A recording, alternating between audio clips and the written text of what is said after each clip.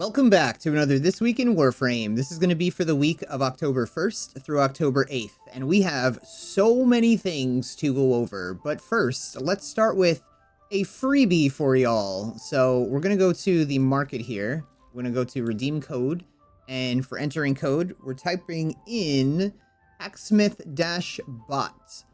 Just like that, hacksmith-bot. I don't know how long this is going to last, but thanks for redeeming your code. You get a Helios, a domestic drone ×1, and a 3-day Affinity booster. So, you know you can earn free in-game items from me directly by watching me on Twitch. Warframes, weapons, mods, and more. I'm live every day. Type !free in my Twitch chat and check out the How It Works link. All questions are answered there. If we jump over to Prime Resurgence, we can also see that in a few days, you guys are going to be able to get Zephyr and Chroma Prime, and the weapons that come along with them, which are the Gram, the Tiburon, the Cronin, and the Rubico Prime. So as many of you know, we just had a dev stream, and they talked about all the things that are happening this October, and this update is going to be happening October 18th, which is about 2.5 weeks from now. So there is a lot of things coming out. So many things, in fact, that I'm going to keep this really short and sweet and to the point. And I'm just going to cover very simplistically the things that are happening with this upcoming update. First, we have Dagath, the 54th Warframe. It's coming with the Doorclave, New Blade, and Whip. Dagath Alt Helmet and Kaith Cosmetics. Dagath's Hollow Dojo Room, which looks really cool, and they mentioned that's how players are going to be able to build Dagath. Void Shell skins for Protea, Mirage, and Nidus. Glyphs, Gammacore DOTD skins, and new Syandana and Sentinel accessories. Nabarus Lotus skin, Quality of Life reworks, Grendal Prime, and more. For the companion rework, it says first round of changes. So part 2 will come that touches abilities, and that's the Smita. New interactive mods that offer ways to play alongside your companion. And changes to many companion mods, mostly to support the first 2 goals of removing death states and improving basic survivability. So it says, make pets viable in higher level content. Permadeath is gone for companions. They will no longer die. We will be getting the new Hydroid rework, which is giving Hydroid a new passive, changing impact damage to corrosive damage and status, removing charge mechanics. Tempest Barrage deals corrosive and staggers enemies. Tidal Surge can be steered, applies corrosive status, and erases Hydroid's negative status effects. Undertow replaced with Plunder, which applies corrosive and strips armor, increasing Hydroid's armor and weapon damage. For the new player experience, they're removing flawed mods and MK1 weapons from Vor's Prize, early game inbox and junction adjustments, universal enemy radar, quest improvements for Wave Rider, Vox Solaris, and Nata, etc., Cetus Wisp and Necromech acquisition changes, which they said the Cetus Wisp in the Plains of Eidolon will no longer fly away when you get too close, and acquiring parts for Necromechs will be tied to a new pity system. This is one thing I'm excited about, the accessibility and HUD improvements. You're going to be able to basically highlight your allies and highlight enemies. There's also conservation improvements, the auto melee is coming out, buffs and debuffs in pause menu, weapon traits display in upgrades, and a new update history screen. So you can see the new enemy highlighting system here. We could also see changes to conservation are being made here with this map. So they've changed the way that that looks, which is great. For system changes and quality of life, we're getting focus lens conversion buff, which is going to make the lenses stronger so that when you're gaining focus, you'll gain more focus in less time. Shield gating and shield overhaul. Break and armor mission improvements, which I'm looking forward to that a lot too. That's going to make the call missions a little bit more enjoyable to do. Nightwave changes. Warframe level up stats. Damage attenuation changes. I'm looking forward to that too. That's going to make the Archons a little bit faster to get through. Steel Path Circuit Riven rewards. And Incarnon Evolution swap, which is going to be fantastic because once you visit Cavallero and pick the evolutions that you want on your Incarnon weapons, you're not going to have to revisit Cavallero every time you want to swap them around. You'll be able to do that from your arsenal. We're also going to have the man, the myth, the meatball himself, Grendal Prime, will be coming out October 18th, along with his Masseter and Xylock Prime.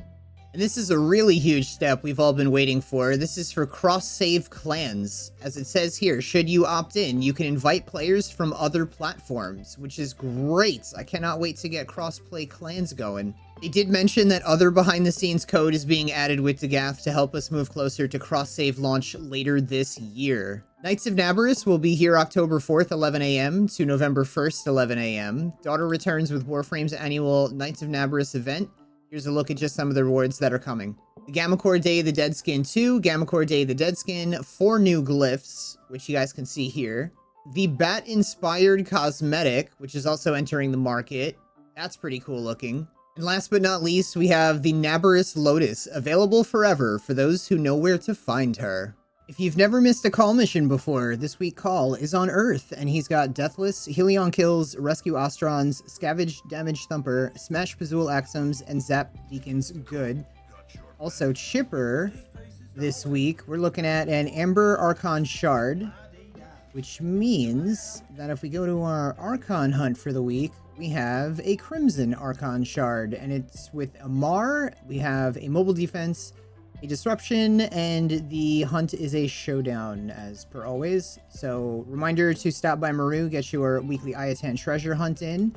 Steel Path missions that we have for the next 24 hours are Assassination, Defense, Excavation, Defense, and Extermination.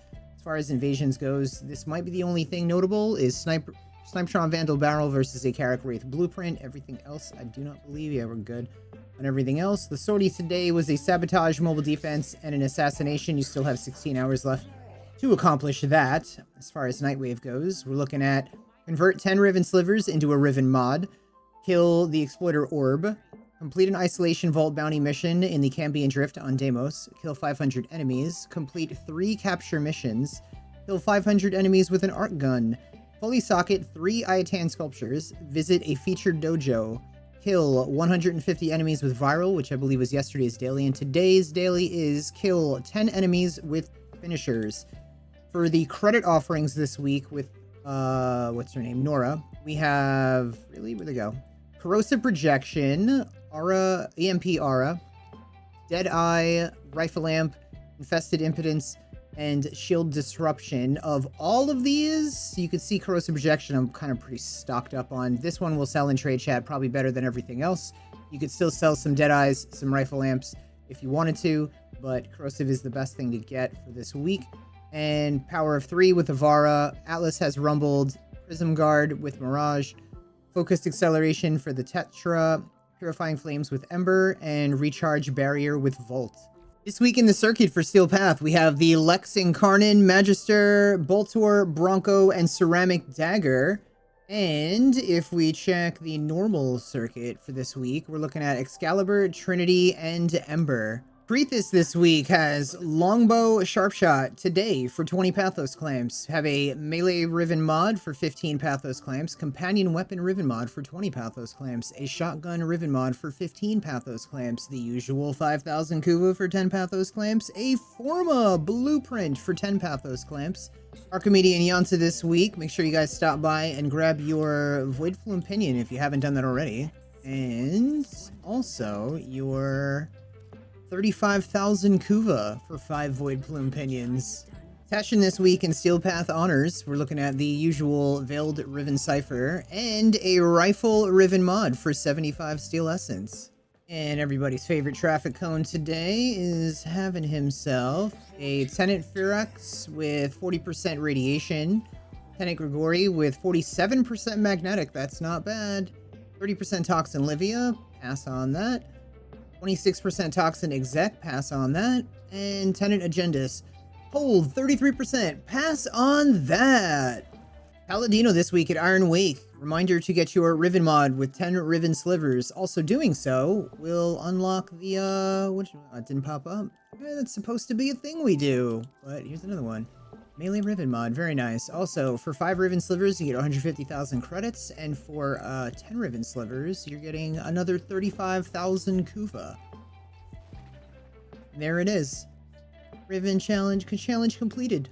If any of you guys are newer to the game, or you've been playing for a while, if you're looking for like squads, extra help, anything like that in Warframe, maybe to make tons and tons of platinum, and get really good at it, feel free to become a Patreon, and you'll get all that extra help and bonuses and loads of things that'll just give you that edge over all other players in the game. For Invigorations this week, we have Limbo, plus 100% ability range, plus 1,000 health. Loki with 250% primary damage, plus 75% reload speed. and Dinaros with plus 250% secondary damage, plus 25 heal rate. Love it, like it, want some more of it. Anyway, thank you guys so much for hanging out. Hopefully you enjoyed this video, and leave a like, blah, blah, blah. Love your faces. I'll see you guys later.